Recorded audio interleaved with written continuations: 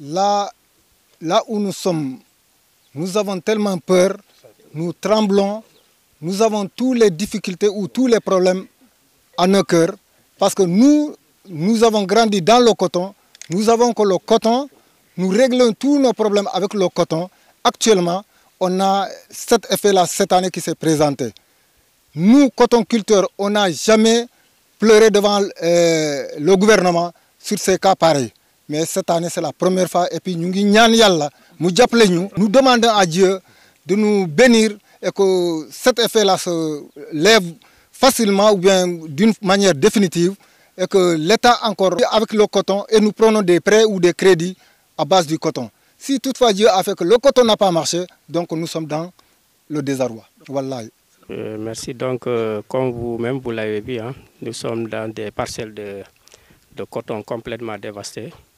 C'est dire que c'est une situation très sérieuse et compliquée parce qu'on est en pleine campagne agricole.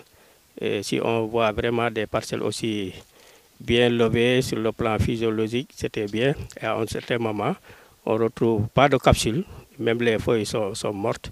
Donc c'est vraiment sérieux. Et vous savez, le coton, c'est une culture de rente. Qui dit culture de rente, c'est que sur le plan économique, c'est une plante très importante au niveau des ménages. Le chef secteur l'a dit. Donc aujourd'hui, les producteurs souffrent parce qu'ils ont contracté des crédits au niveau des banques. Et qui connaît la culture du coton sait que c'est une culture exigeante en termes de fertilisation et de traitement phyto.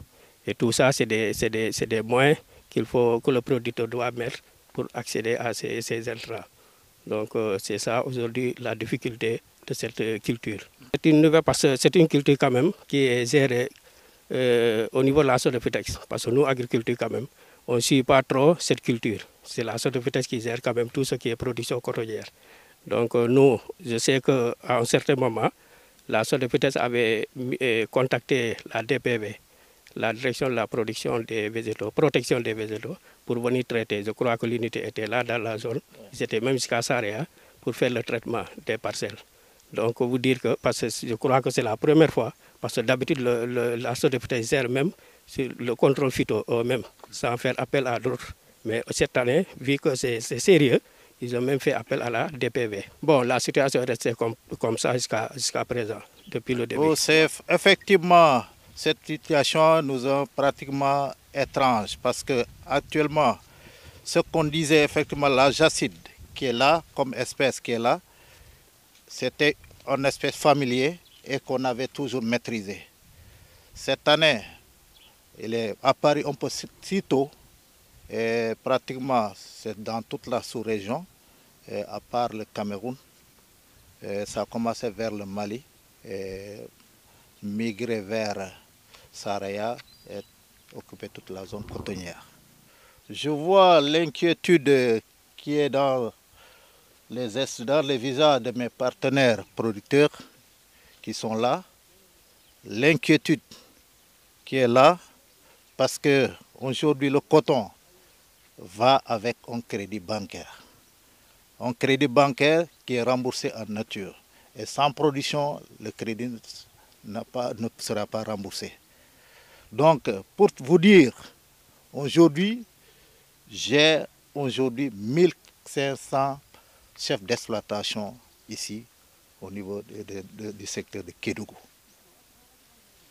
Et avec 2500 producteurs qui sont dans ce secteur-là, qui ont emblavé 1500 hectares. Si aujourd'hui, au 25 septembre, on a une superficie abandonnée de 200 hectares pour le secteur, uniquement le secteur de Kédougou. Abandonné veut dire la parcelle nous donnera zéro production. Et ce qui reste des 1500, la perte vont de 30% à 90%. Et c'est évolutif. Parce qu'aujourd'hui, quand tu vois ce plan qui est là, parce que déjà le plan ne peut plus supporter ces capsules, les capsules s'éclatent difficilement, donc pratiquement il n'y a pas de production. Donc le rapport du 25, comme vous dites, c'est évolutif, il faut que les pertes continuent. Parce que la jacide est toujours là. Bien sûr, parce qu'aujourd'hui, sans eux, la survie n'aurait existé. Parce qu'aujourd'hui, nous vivons de cette production de coton. Sans ces producteurs-là, inquiets, qui, du jour au lendemain, avec ce désastre-là, avec leur inquiétude, sans soutien, vont abandonner. Et là, ce sera la disparition de cette société. Très grave. Parce que quand vous voyez, chaque superficie supporte un crédit de moins de 150 000 francs CFA. Sans compter les autres frais qui suivront avec les frais récoltes. Les frais récoltes, c'est 150 000 à l'hectare. Effectivement, parce qu'aujourd'hui, quand on parle de crédit, c'est un crédit contracté à la LBA, la Banque agricole, n'est-ce pas?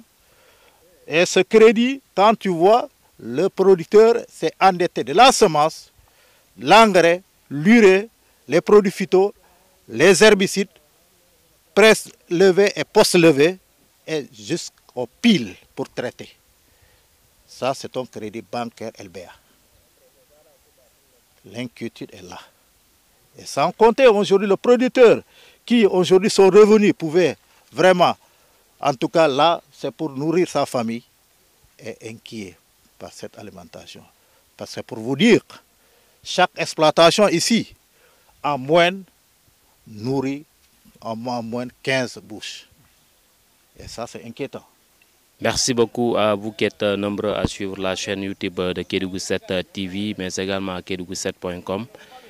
On est présentement ici à Baraboy, c'est le secteur Tchabegui dans le département de Kédougou, donc commune de Bandafassi, où les producteurs de coton n'ont Dieu que pour constater, mais également pour interpeller les autorités administratives, les autorités centrales, pour venir en aide à ces populations. Donc plus de 2000 personnes qui s'activent dans ce coton sont menacées aujourd'hui. Vous avez vu de cette invasion écridienne, donc c'est ces piqueurs suceurs qui sont venus, qui ont annihilé tous les efforts consentis par ces populations, par ces cotonculteurs. Vous savez que la culture de coton demande beaucoup de moyens. En tout cas, les cotonculteurs sollicitent le président de la République, mais également le ministre de l'Agriculture qui est annoncé ici dans la région de Kédougou le lundi prochain. En tout cas, avec cette culture, ils ont contracté des prêts pour craindre de ne pas les payer et que la banque les suive. Ils interpellent les populations, ils interpellent aussi les autorités centrales pour vraiment venir à bout à cette épineuse équation qui se vit au-delà même du département de Kédougou, le département de Saraya, mais également de Salémata. Et toute la sous-région est menacée par ces insectes qui font leur bon nombre de chemin au détriment des efforts fournis par les producteurs du Sénégal, également ceux de Kédougou. Merci beaucoup.